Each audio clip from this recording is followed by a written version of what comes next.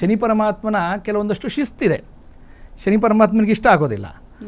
ಯಾರಿಗೆ ಶನೈಶ್ವರರ ದೋಷ ಇರುತ್ತೆ, 7.5 ಆಗಿರ್ಬೋದು, ಪಂಚಮ ಶನಿ ಆಗಿರ್ಬೋದು, ಅಷ್ಟಮ ಶನಿ ಆಗಿರ್ಬೋದು, ಈ ರೀತಿ ಬೇರೆ ಬೇರೆ ದೋಷ ಇರೋರು ಯಾವಾಗಲೂ ಅವರು ದೈನಂದಿನ ಚಟುವಟಿಕೆಗಳಲ್ಲಿ ಬೆಳಗ್ಗೆ ಸೂರ್ಯ ಉದಯ ಆಗುವಾಗ ಎದ್ದಿರಬೇಕು. ಹಗಲು ನಿದ್ರೆ ಮಾಡೋರು ತುಂಬ ಕೋಪ ಶನಿ ಪರಮಾತ್ಮನಿಗೆ. ಉದಾಹರಣೆಗೆ ಮಧ್ಯಾಹ್ನ ಮಲಗೋದು, ಮಧ್ಯಾಹ್ನ ಮೇಲೆ ಊಟ ಆದಮೇಲೆ ಮಲಗೋದು, ಇದೆಲ್ಲ ಶನಿ ಪರಮಾತ್ಮನಿಗೆ ಬಹಳ ವಿರೋಧವಾದಂತಹ ಕೆಲಸ ಆಗುತ್ತೆ. ಅದರಲ್ಲೂ ಪರ್ಟಿಕ್ಯುಲರ್ ಆಗಿ ದೋಷ ಇರೋರು.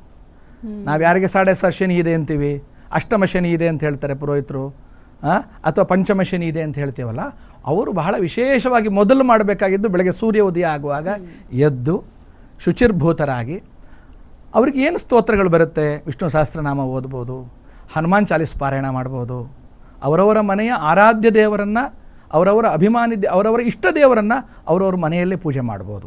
ಮನೆಯಲ್ಲೇ ಒಂದು ಪಾತ್ರೆಗೆ ಎಳ್ಳೆಣ್ಣೆಯನ್ನು ಹಾಕಿ ಅದರಲ್ಲಿ ಮುಖವನ್ನು ನೋಡಿ ದೀಪ ಹಚ್ಚಬೋದು. ದೇವಸ್ಥಾನಕ್ಕೆ ತೊಗೊಂಡೋಗಿ ಆ ಎಣ್ಣೆಯನ್ನು ದೇವಸ್ಥಾನಕ್ಕೆ, ಅವ್ರ ಮನೆ ಹತ್ತಿರ ಎಲ್ಲಿ ಈಶ್ವರನ ದೇವಸ್ಥಾನ ಇದೆ ಅಥವಾ ಆಂಜನೇಯನ ದೇವಸ್ಥಾನ ಇದೆ ಅಥವಾ ನವಗ್ರಹ ದೇವಸ್ಥಾನಕ್ಕೆ ಹೋಗಿ ಆ ಎಣ್ಣೆಯನ್ನು ಕೊಟ್ಟು ದೀಪ ಅಂಟಿಸ್ಲಿಕ್ಕೆ ಕೊಡ್ಬೋದು.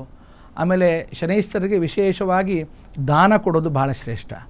ನಾವು ಶನೈಶ್ವರ ಅಂದ ತಕ್ಷಣ ಎಳ್ಳನ್ನು ದಾನ ಕೊಡಬೇಕು ಅಂತ ಹೇಳ್ತೀವಿ.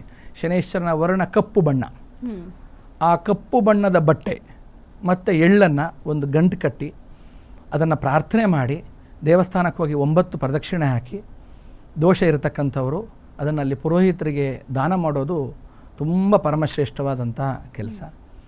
ಆಮೇಲೆ ಶನಿ ಪರಮಾತ್ಮನಿಗೆ ದೀಪ ಹಚ್ಚೋದು, ನೀವು ಹೇಳಿದಾಗೆ ಅವನಿಗೆ ತಿಲದೀಪ ಅಂದರೆ ಎಣ್ಣೆಯ ದೀಪ ಅಥವಾ ತೈಲ ದೀಪ ಅಥವಾ ಎಳ್ಳಿನಿಂದ ಗಂಟು ಕಟ್ಟಿದಂತಹ ಒಂದು ದೀಪ, ಅಂದರೆ ನೀವು ಹೇಳ್ದಂಗೆ ಎಳ್ಳು ಬತ್ತಿ, ಅದನ್ನು 9 ಸಂಖ್ಯೆಯಲ್ಲಿ ಒಂದು ಗುಚ್ಛ ಮಾಡಿ ಒಂದು ಹಣತೆಯಲ್ಲಿ ಇಟ್ಟು ಸ್ವಾಮಿಗೆ ಪ್ರಾರ್ಥನೆ ಮಾಡಿ ದೀಪವನ್ನು ಬೆಳಗಿಸೋದು. ನಾವೀಗ ದೇವಿಗಾದರೂ ತುಪ್ಪದ ದೀಪ ಹಚ್ಚಿ ಅಂತ ಹೇಳ್ತೀವಿ ಅಮ್ಮನವ್ರ ದೇವಸ್ಥಾನಕ್ಕೆ.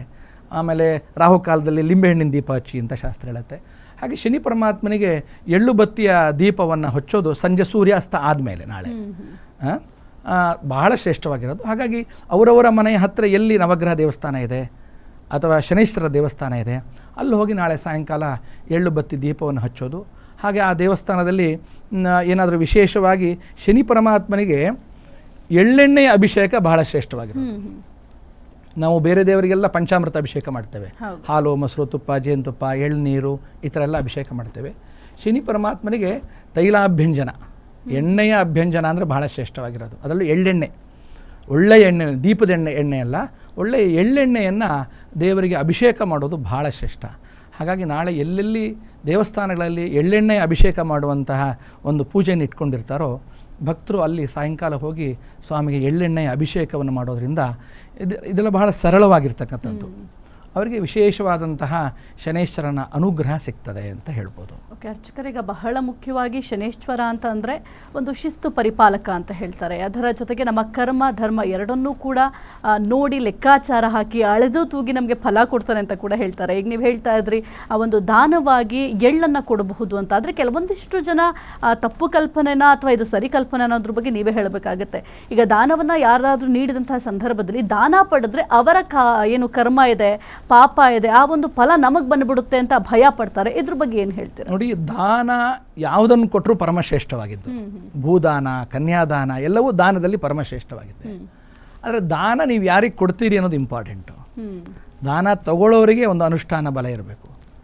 ದಾನ ತಗೊಳ್ಳುವಂತಹ ಪುರೋಹಿತರು ನಿತ್ಯ ಅನುಷ್ಠಾನವನ್ನು ಮಾಡುವಂಥವರಾದರೆ ಎಳ್ಳು ದಾನ ಕೊಡಿ, ಕಪ್ಪು ಬಟ್ಟೆ ದಾನ ಕೊಡಿ, ಏನು ದಾನ ಕೊಟ್ಟರು ಅವ್ರಿಗೆ ಯಾವುದೇ ತೊಂದರೆಗಳಾಗೋದಿಲ್ಲ. ದಾನ ತಗೊಳ್ಬೋದು. ದಾನ ಕೊಟ್ಟವರಿಗೂ ಸಹ ಆ ಒಂದು ದೋಷ ಪರಿಹಾರ ಆಗುತ್ತೆ. ಇಲ್ಲಿ ಇನ್ನೊಂದು ಬಹಳ ಸರಳವಾಗಿದ್ದಂತಹ ಕೆಲವೊಂದಷ್ಟು ಪರಿಹಾರ ಇದೆ. ಈಗ ದೇವಸ್ಥಾನಕ್ಕೆ ಹೋಗೋದು, ದೀಪ ಹಚ್ಚೋದು ಮತ್ತು ಎಳ್ಳೆಣ್ಣೆ ಇತ್ಯಾದಿಗಳೆಲ್ಲ ನಾನು ಹೇಳಿದೆ. ಇದು ಅಲ್ಲದೇನೆ ಶನಿ ಪರಮಾತ್ಮನಿಗೆ ದೀನರಿಗೆ, ಅಂಗವಿಕಲರ ಸೇವೆ ಮಾಡುವಂಥದ್ದು, ಆಮೇಲೆ ಅನಾಥಾಶ್ರಮಕ್ಕೆ ಹೋಗಿ ಸೇವೆ ಮಾಡುವಂಥದ್ದು, ಆಮೇಲೆ ವೃದ್ಧಾಶ್ರಮಗಳಲ್ಲಿ ಹೋಗಿ ವೃದ್ಧರ ಸೇವೆ ಮಾಡುವಂಥದ್ದು, ಯಾರು ಬಡವರಿರ್ತಾರೆ, ಯಾರು ಭಾಳ ಕಷ್ಟದಲ್ಲಿರ್ತಾರೆ, ಯಾರು ದಾರಿದ್ರ್ಯವಂತರಾಗಿರ್ತಾರೆ, ತುಂಬ ಕಷ್ಟ ಇದೆ ಅವರಿಗೆ ನೀವು ನಾಳೆ ಹೋಗಿ ಏನಾದರೂ ವಸ್ತ್ರದಾನ ಮಾಡಿ, ಅವರಿಗೆ ಊಟ ಕೊಡಿ ನಾಳೆ ಒಂದು ಹೊತ್ತು. ಅದು ಭಾಳ ಪ್ರೀತಿಯಾದಂತಹ ಸೇವೆ ಶನಿ ಪರಮಾತ್ಮನಿಗೆ. ನಾವು ದುಡ್ಡು ಕೊಡೋದು, ಹುಂಡಿಗೆ ಕಾಣಿಕೆ ಹಾಕೋದು ಇದೆಲ್ಲ ಎರಡನೇದು. ಶನಿ ಪರಮಾತ್ಮನಿಗೆ ಬಹಳ ವಿಶೇಷವಾಗಿದ್ದು ಅಂತಂದರೆ, ನಾವು ಬಹಳ ಕಷ್ಟದಲ್ಲಿರ್ತಕ್ಕಂಥವರಿಗೆ ಅವರ ಸೇವೆ ಮಾಡೋದಿದೆಯಲ್ಲ, ಭಗವಂತನಿಗೆ ಬಹಳ ಶ್ರೇಷ್ಠವಾಗಿರ್ತಕ್ಕಂಥದ್ದು. ನಾಳೆ ನಾವು ಉದಾಹರಣೆ ಹೇಳಬೇಕು ಅಂದರೆ, ಸುಮ್ಮನೆ ನಾವು ರಾತ್ರಿ ಹೊತ್ತು ರಸ್ತೆಯಲ್ಲಿ ನೋಡಿದ್ರೆ ಎಷ್ಟೋ ಜನ ರಸ್ತೆಯಲ್ಲೇ ಮಲಗಿರ್ತಾರೆ, ಅವ್ರಿಗೆ ಹೊದ್ಕೊಳ್ಳೋಕ್ಕೂ ಏನಿರೋದಿಲ್ಲ ನೋಡಿ. ಅಂಥವ್ರಿಗೆಲ್ಲ ನಾವು ಸೇವೆ ಮಾಡಿದರೆ ಶನಿ ಪರಮಾತ್ಮ ಮೆಚ್ಚುತ್ತಾನೆ. ಓಕೆ ಅರ್ಚಕರೇ.